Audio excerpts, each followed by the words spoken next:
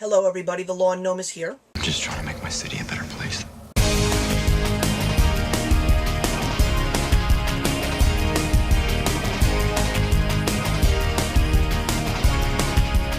So today we're going to talk about Netflix series, two in particular, one that I'm halfway through and one that I've already seen that I cannot wait to talk to you guys about. So the first one that we're going to talk about is the one that actually premiered right before Mother's Day. It is the brand new Netflix comedy called Grace and Frankie.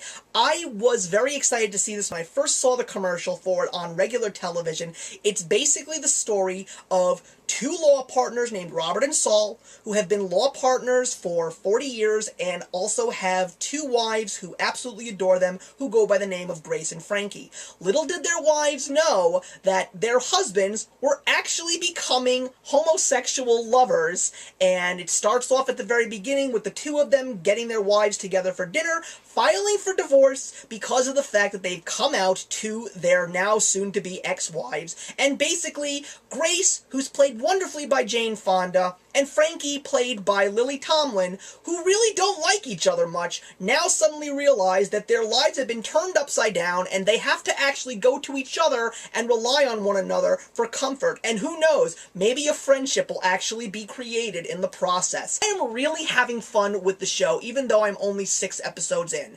I love the comedy. It's so sophisticated, yet so silly at the same time. Jane Fonda and Lily Tomlin's characters remind me of a female odd couple. Jane Fonda's character Grace is more of the stuck-up, modern-day businesswoman, very formal, very by-the-book, and Frankie, played by Lily Tomlin, happens to be the free-spirited artist who likes to get high all the time. Martin Sheen playing Robert and Sam Waterston playing Saul, they are so great together as a homosexual couple in the show, and also when they play aside their ex-wives. This is a fantastic cast, and I'm also very respectful for Netflix for making this show, because when it comes to homosexuality in television, we don't really see much when it comes to the older generation. So this is actually a show that says that homosexuality can take place in any shape or form. And the fact that we're actually seeing it among senior citizens makes the show so great, so sophisticated, and so funny. I'm really enjoying it. You've also got Brooklyn Decker playing one of Robert's daughters, and you've also got Ethan Embry playing one of Saul's sons. It really is fun, and I'm really enjoying this show, and I'm looking forward to watching the rest of it and hoping that Netflix will renew it because it's a great comedy and I'm really enjoying it. But the next show is the first in a brand new series of Marvel shows. Marvel just doesn't know where to stop,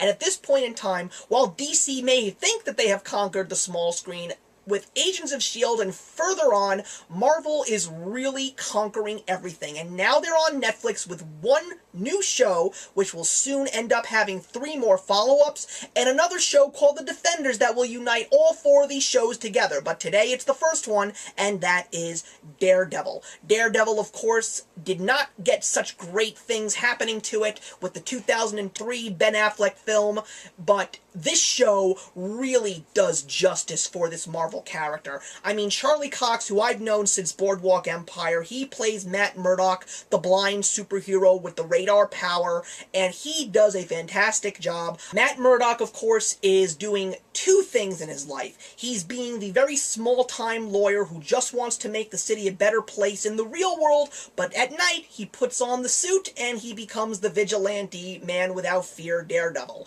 I also love the fact that his law partner in the show, Foggy Nelson, is played by Eldon Henson, better known for the role of Fulton Reed in The Mighty Ducks, and he is absolutely fantastic. And of course you also have Vincent D'Onofrio playing Wilson Fisk, who of course we all know as the Kingpin. This show is incredible, especially when it comes to the action sequences. They are some of the most in-depth, well-choreographed action sequences that I have ever seen on a television show scale.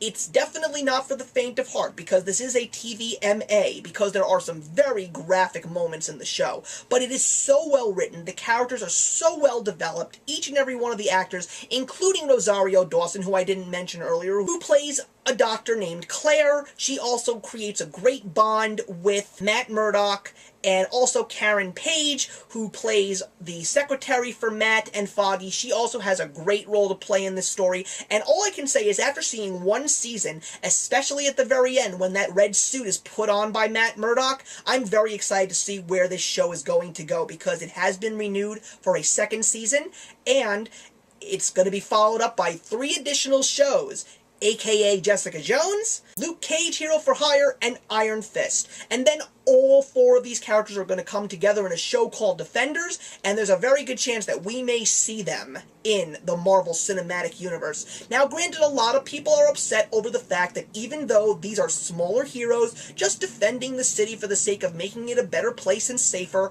they are supposed to be in the Avengers world, but they feel like there's such a distance from the Avengers compared to these characters. You do get some very small, out-of-place references to the Avengers, and some people don't seem to be satisfied with that, but for me, it's just the first season of one of these 4 shows. There's still so much more ground to cover. There's so much more development to these characters that we need to see, and I have a feeling that if they are really planning on incorporating these characters with the Avengers and all the other film versions of these superheroes, then I guarantee you we're going to see a much smaller gap between these 2 worlds, moving closer and closer as the seasons move on. So there you go, guys. 2 excellent shows to watch on Netflix. I highly suggest you see them. If you've reviewed them, I'm glad to know that I have seen your review, most likely. But if you haven't, please let me know your thoughts in the box below. So thank you very much for watching, guys. Plenty more television to talk about, and actions speak louder than words.